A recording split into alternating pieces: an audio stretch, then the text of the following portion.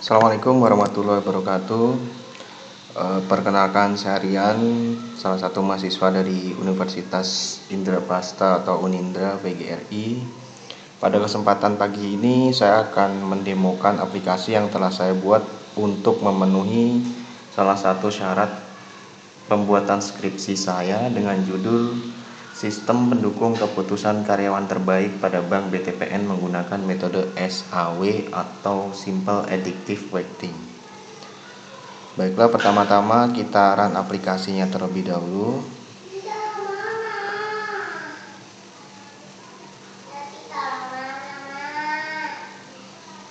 Nah, pada saat aplikasi sudah diinstal dan nanti kita open aplikasi, akan ada dua menu, yaitu masuk dan keluar. Untuk masuk, kita klik masuk. Nah, seperti biasa kita akan ditampilkan pada menu login, yaitu untuk memasukkan nama user beserta password. Di sini ada beberapa tombol button, yaitu masuk, batal, dan buat akun. Untuk masuk ini, jika kita sudah memasukkan username dan password, kita klik masuk, maka akan masuk pada menu selanjutnya. Apabila buat akun ini kita klik, nanti akan menampilkan menu register atau apabila ada user baru yang didaftarkan untuk masuk pada aplikasi yang telah saya buat ini. Jadi namanya siapa, misal kita buat user baru dengan tester 1, email, nomor HP. Ini username yang kita daftarkan, kita contoh R99, kata sandinya misal 123, konfirmasi sandinya 123, kita klik daftar. Nah, registrasi berhasil. Otomatis nanti untuk user R99 ini sudah ditambahkan dan bisa login atau menggunakan aplikasi yang telah saya buat ini. Kita klik OK. Karena untuk ini sifatnya demo, saya akan login dengan user admin untuk memastikan bahwa semua fitur itu bisa dipergunakan. Setelah masukkan user, kita klik masuk. Selamat datang admin, OK. Nah, ini untuk tampilan selanjutnya. Di sini terdiri dari beberapa main menu, yaitu data admin, data karyawan, data kriteria, penilaian alternatif, proses perhitungan, dan keluar. Kita ke menu pertama, yaitu data admin. Data admin ini jika kita klik, dia akan berisikan informasi user-user, seluruhan user yang ada di aplikasi yang telah saya buat. Contoh yang paling bawah ini merupakan user baru yang sebelumnya kita create, dia akan ada di sini. Apabila kita mau mengubah, kita cukup klik di sini dan kita klik ubah, kita update dulu di sini. Jika setelah selesai kita klik ubah, misalkan ini tambah 6666. Misalkan di sininya kita ganti namanya menjadi tester 999. Kita klik ubah. Diubah berhasil. Nah, di sini akan berubah tester 999. Kita back atau keluar, ini untuk balik ke menu utama. Nah, di sini ada data karyawan. Jika kita klik, nah, ini menunjukkan adalah semua data karyawan yang ada pada perusahaan.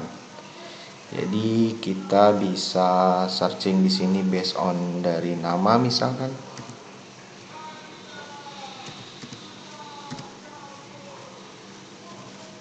Nah, dia akan muncul. Apabila ada proses tambah baru, nanti tinggal di sini aja ditambahkan, di input sesuai dengan nama, nick, nama karyawan, jenis kelamin, dan seterusnya. Apabila sudah tersimpan atau sudah terisi semua, kita bisa klik simpan. Misal seperti ini.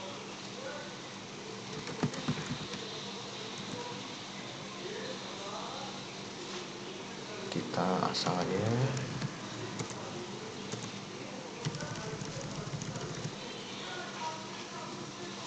Siapa laki-laki.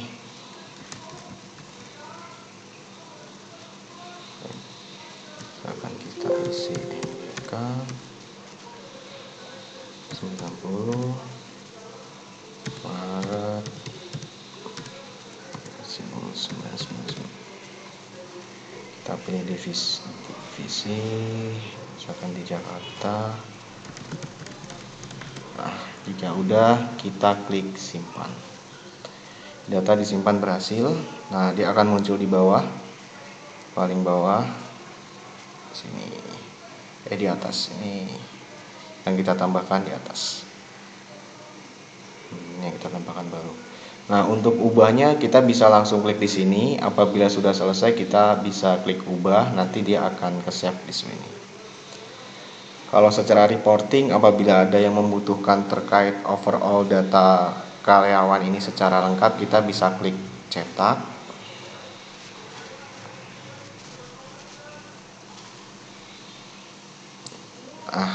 Nah, nanti akan muncul laporannya seperti ini. Untuk mempermudah dalam proses pembuatan laporan. Kita balik lagi. Setelah data karyawan, di sini ada data kriteria. Kita klik. Kriteria ini merupakan bobot-bobot yang digunakan dalam penilaian kategori karyawan. Karena di sini sesuai dengan as-is apa yang ada, jadi kita menggunakan beberapa bobot. 1 pendidikan, pengalaman, wawancara, dan profesionalis kerja.